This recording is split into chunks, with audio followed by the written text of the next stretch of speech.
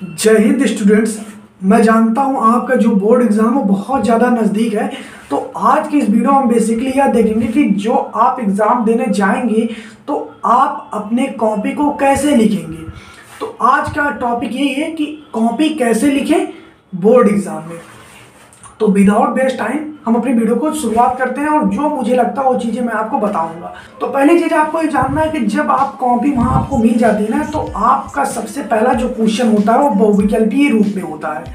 तो आपको यहाँ पे इस चीज़ का फोकस करना है कि बहुविकल्पीय क्वेश्चन का आंसर कैसे दें, क्योंकि मैं कुछ कल कॉपी देख रहा था तो उसमें कुछ स्टूडेंट्स ऐसे थे जो इनका आंसर इस टाइप से था। प्रश्नोत्तर नंबर 1 का आ, उसका जवाब दिए, फिर डालते थे प्रश्नोत्तर नंबर 1 के बा, फिर उसका डालते थे, फिर प्रश्नोत्तर नंबर 1 के गा, और ये जो डालते थे प्रश्नोत्तर नंबर 1 का आ, तो ये स्केच से डालते थे, फिर बा स्केच से, फिर प्रश्नोत्तर नंबर सा स्केच से। तो आप यहाँ पर रियलाइज अगर करोगे तो यहाँ पे क्या हुआ, आपका टाइम वेस्ट हुआ। 1 नंबर का क्वेश्चन है, यदि आप किसी भी तरीके से उसका बहुविकल्पी क्वेश्चन का आंसर राइट बता देते हो तो किसी का मतलब है ही नहीं राइट कि वो गलत नंबर आपका काट दे। तो आप इस चीज़ से पूरी तरीके से हो जाइए। यदि आप सही बताए हो तो बहुविकल्पी क्वेश्चन आप खुद सिंपल लॉजिक लगाओ यार।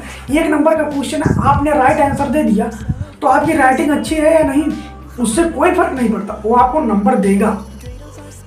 और होगा क्या, यदि आप केवल प्रश्नोत्तर नंबर 1 डाल दिए, ठीक है, प्रश्नोत्तर नंबर 1 स्केच से, इसके बाद ब्लैक पेन से आ बा सा दा डा जो भी है, इसके बाद डायरेक्ट ऐसे आंसर लिखते जाइए, तब भी आपका राइट आंसर माना जाएगा, तब भी आपको नंबर मिलेगा।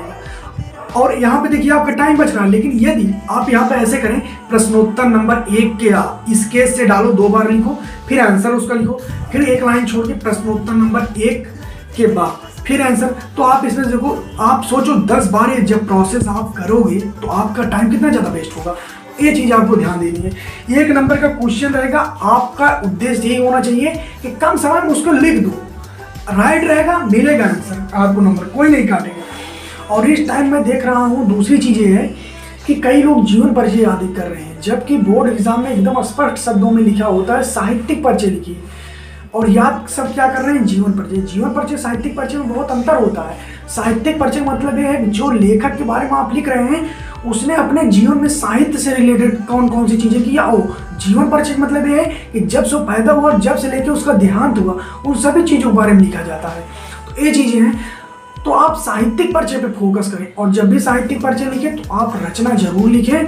और 80 शब्द मैक्सिमम कहता है, यदि आप 75 मतलब शब्द में भी लिखोगे तो आप तब भी आपका नंबर नहीं कटेगा, आपको नंबर मिलेगा। क्यों नंबर मिलेगा, उसका कारण यही है क्योंकि भाई देखो वो मैक्सिमम 80 शब्द कहता है, तो आप 75 भी लिखोगे तब भी आपको नंबर मिलेगा। और एक चीज़ मैं आपको कह दूँ, आपको 80 शब्द से ज़्यादा लिखने की बिल्कुल भी आवश्यकता नहीं, 85 हो जाए, इससे ज़्यादा नहीं, क्योंकि यदि आप 150 में लिखोगे तब भी मिलेगा 4 ही नंबर, ठीक है।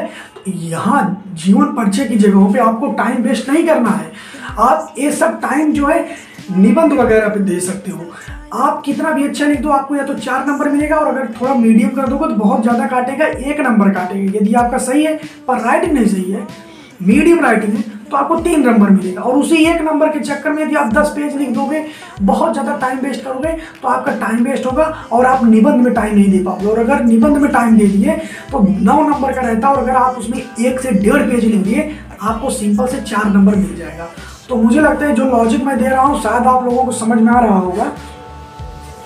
अब इसके बाद क्या है, जैसे मान लीजिए फिजिक्स केमिस्ट्री इन सब का आपका एग्जाम है, तो जब भी आप इसका एग्जाम दें तो जो फिजिक्स केमिस्ट्री बायो, इसका जब भी आप एग्जाम देना तो आप डायग्राम बहुत अच्छे तरीके से बनाएं। और डायग्राम आपका इस टाइप से होना चाहिए ना, उसके अंदर एक लाइट हो। लाइट का मतलब समझ रहे हो ना, अगर कोई व्यक्ति उसे दूर से देखे ना तब भी उसे समझ में आ जाए कि इसने बनाया क्या है और इसमें किन किन चीज़ों को दर्शा रहा है। जैसे होता ना कि एक एटम होता है तो उसके अंदर ये होता है नाभिक होता है, इसके बाद फिर वहाँ पे न्यूट्रॉन प्रोटॉन होते हैं, या इस टाइप से जो भी होती है। जैसे बर्नौली थ्योरम होता है तो उसका जो एक इस टाइप से फ्लो होता है, तो A1 A2 V1 V2 इस टाइप की जो फिर दर्शाया जाता है कि जो नली है या एक असंपीड्य है। तो ये सब चीज़ें जो है इसको इस टाइप से बनाओ ना कि उसे एकदम स्पष्ट हो। अगर उसकी ये ज़्यादा हो ना तभी उसे स्पष्ट दिखाई दे, उसके अंदर एक लाइट होना चाहिए। ठीक है। और डायग्राम जरूर बनाइए, गलत लिखोगे और लास्ट में जैसे आपका फार्मूला जो प्राप्त करना तो आप प्राप्त कर लिए, बीच में गलत लिखे हो, डायग्राम सही है, पूरा नंबर मिलेगा, ठीक है। इसके बाद क्या है, अगले वीडियो मैंने आपको बता दिया था कि अगर आप किसी का आंसर दे रहे हो तो 5 लाइन तक गलत मत करना, ठीक है। आगे चले, ये भी बताया था नीला काला ब्लू ब्लैक पेन ले लीजिएगा, हाईलाइटर ले लीजिएगा, 30 सेमी का स्केल ले लीजिएगा, ये सब बताया था मैंने, ठीक है। हर दूसरे पेज पे आप इस टाइप का सिंबल लगा दीजिएगा, शायद मैं आपको यहाँ पे दिखा दूंगा, शायद यहाँ पे ये उल्टा दिखे, लेकिन हाँ दिख रहा है, ये जो सिंबल है ना ये लगा दीजिएगा, ठीक।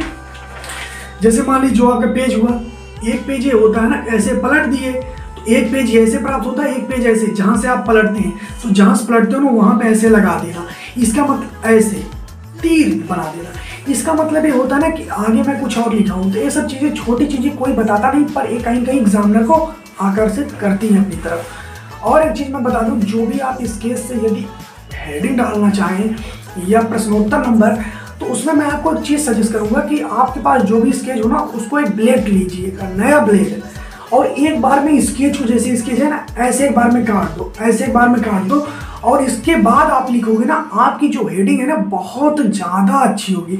आपको विश्वास नहीं होगा कि यार ऐसे कैसे हो सकता है।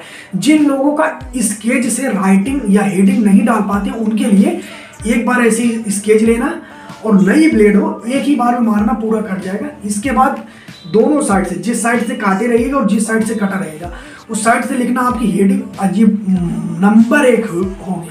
तो ये चीज़ आप करके देखिएगा, और यदि आप करना हो तो तब भी कोई बात नहीं, आप दूसरा स्केल ले लीजिए, 5-10 रुपये में ज़्यादा ज़्यादा आएगा, बस 2-3 रुपये की ब्लेड, 3 रुपये का स्केच, बस यही है। और इसके बाद जाए, ज़्यादा रंग बिरंगा स्केच का यूज मत करिएगा, ब्लैक बहुत ज़्यादा है, इससे ज़्यादा नहीं, ठीक है। और ठीक है, बस तो बस यही सब चीज़ें। यदि आपके मन में कोई डाउट हो तो आप हमें कमेंट करके जरूर पूछेगा, मैं जरूर उसका रिप्लाई दूंगा। मिलते हैं नेक्स्ट वीडियो में, तब तक के लिए जय हिंद। आपका कोई डाउट हो, पर मैं फिर से कह रहा हूँ, कमेंट करके पूछना, मैं जरूर रिप्लाई दूंगा। और एग्जामिनर से भी रिलेटेड कोई डाउट होगा तो आप पूछिएगा, मेरे भैया एग्जामिनर है, मैं पूछ के बता दूंगा आपको, कोई टेंशन वाली बात नहीं, ठीक है। तो मिलते हैं नेक्स्ट वीडियो में, आप वीडियो देखते रहिएगा। इस टाइम क्या है ना, मैं वीडियो बनाना छोड़ दिया था, तो इसीलिए नहीं मैं आपको सभी चीज़ों को वीडियो प्रोवाइड करा देता।